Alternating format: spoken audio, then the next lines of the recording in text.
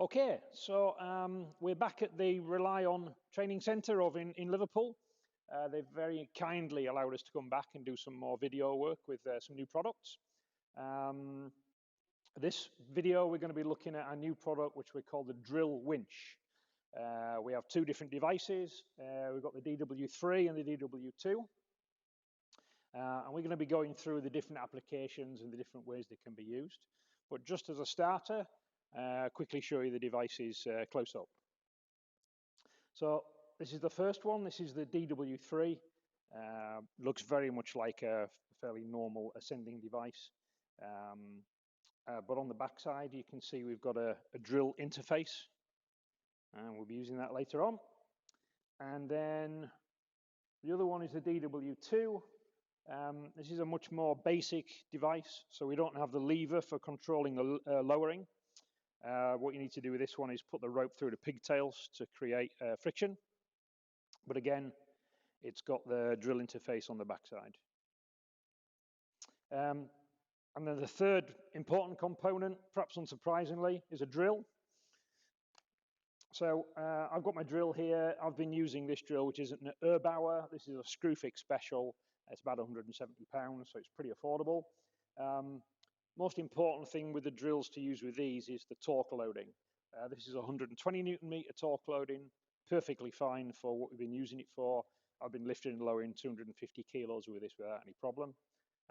You can get even higher torque loading drills up to 150 Newton meters, Milwaukee's, Makita's, that sort of thing. They're more expensive, but this one seems to do the job no problem.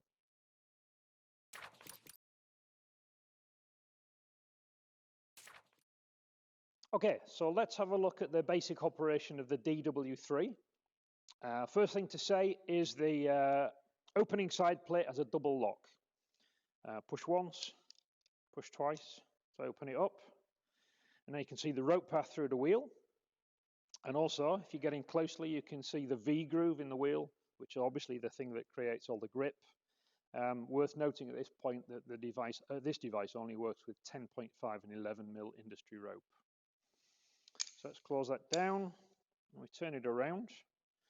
You can see now that we've got a lever arm, which is the thing that creates all the control in a descent. And you do get a good level of control. And if you let go of the handle, it will automatically stop.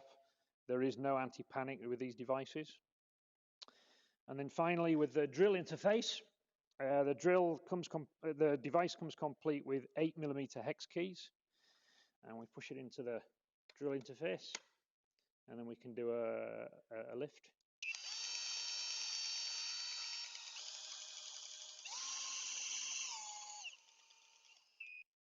And it's always important to note, once you've finished your lift, just reverse the drill a little bit, just to back it off, so it's easy to get the drill out.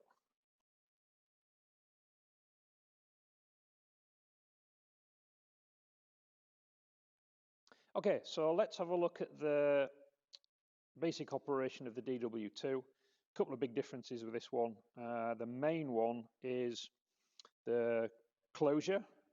The side plate doesn't have any mechanical lock. The only way to lock it is to put it into place and then put the carabiner through it like this one. The other difference is the wheel. It's a little bit of a different design of wheel. The V groove inside there can actually accommodate down as low as 8mm ropes, which could be really useful for rigging, materials handling, that sort of thing.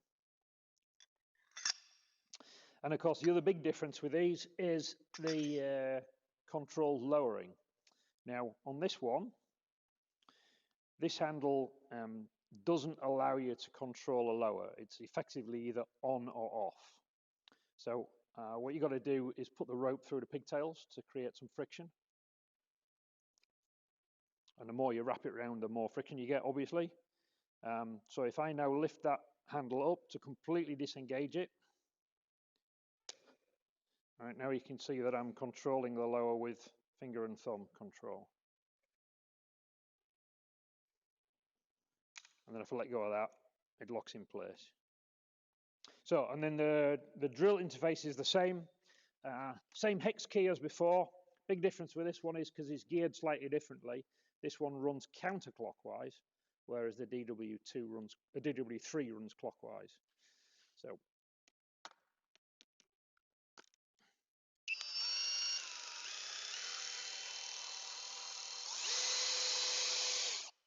and again, just as before, back it off slightly to be able to get the drill out.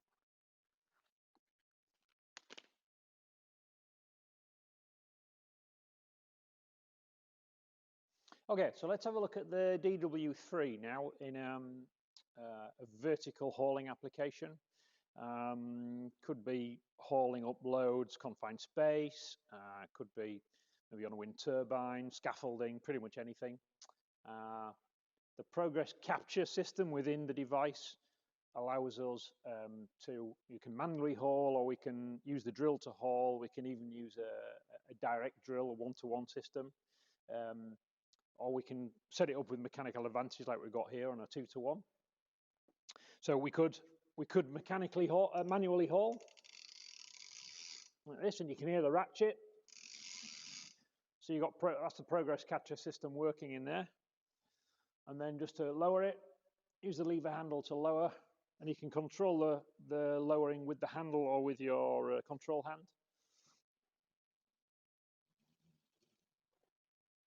So we can do that, or we can connect in the drill.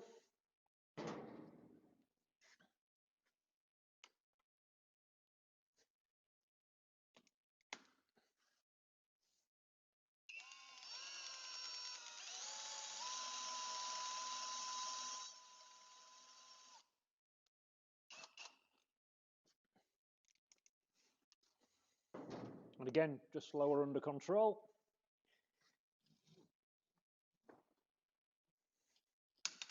So we can do that, or if you don't need mechanical advantage, you know, if your loads are fairly low, then we can just disconnect from the Beckett.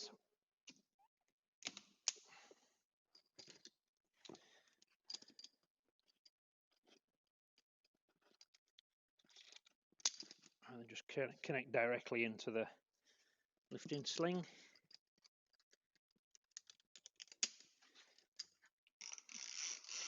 Pull the rope through. And then again, just drill to lift.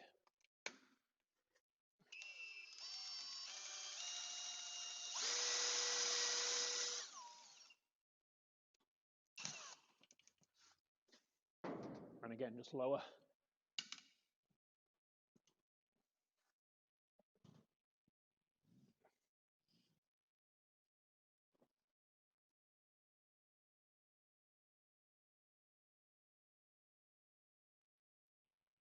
Okay, so let's have a look at the DW2 now in a vertical hauling situation. It does have a Beckett eye, so you can create a mechanical advantage if you want to for manual hauling. But in this case, let's just work with this with direct drive with the drill. So we'll lift the load.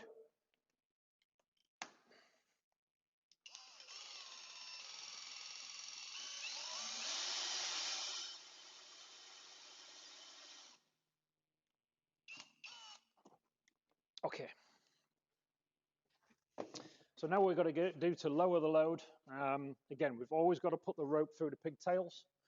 And of course, the heavier the load, the more friction you need, so you can wrap it around the pigtails again if you want to. Because the lever arm disengages the ratchet mechanism, so it's either on or off. So I'll hold this now. I release the lever arm. And now I've got control with my left hand, and I can just lower gently.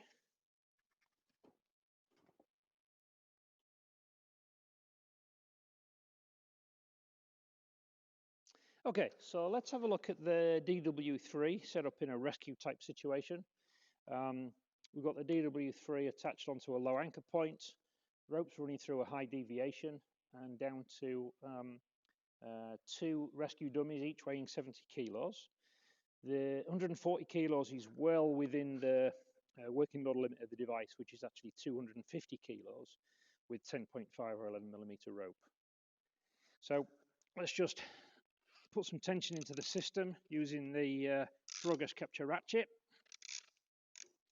Okay, and then we can insert the drill. Okay, so as I start to slowly take in the tension, one of the things you'll see is that the rope is self-tending through the device, so you need to be able to take control of that.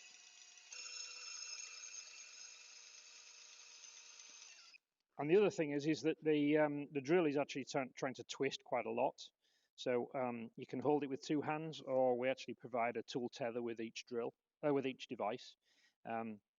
That obviously helps not to drop the drill, but also if you attach that onto your harness, then it'll help to counteract some of the twisting of the drill. So we'll lift that now all the way and go to full speed.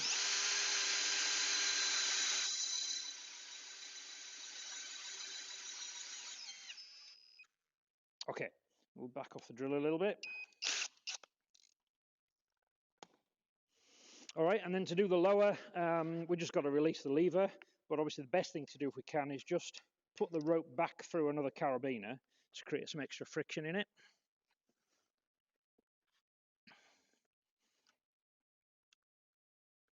All right, so I've got the handle fully open now, and I'm just controlling the lower with my left hand.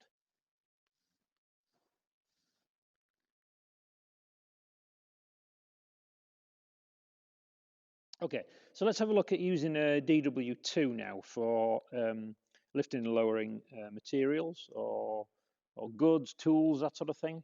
Again, we just set it up through a high directional just so we can see how it all works out. And we're actually using an 8mm rope this time. So it's an 8mm accessory cord. Works perfectly well for materials handling. The device has got a lower working load limit when used with this type of rope, so it's 150 kilos. So let's first of all start by taking in the tension with the progress capture ratchet. One of the really important things you've got to do with the 8mm ropes, 8 or 9mm, is just to make sure that the rope is firmly embedded in the V-groove before you start the lift. Otherwise the rope could slip through the wheel. Okay, so again, we'll just insert the drill, start the lift.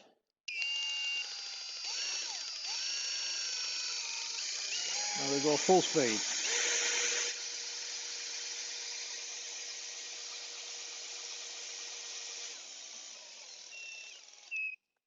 Okay, and then again, back it off a little bit so we can get the drill out easily.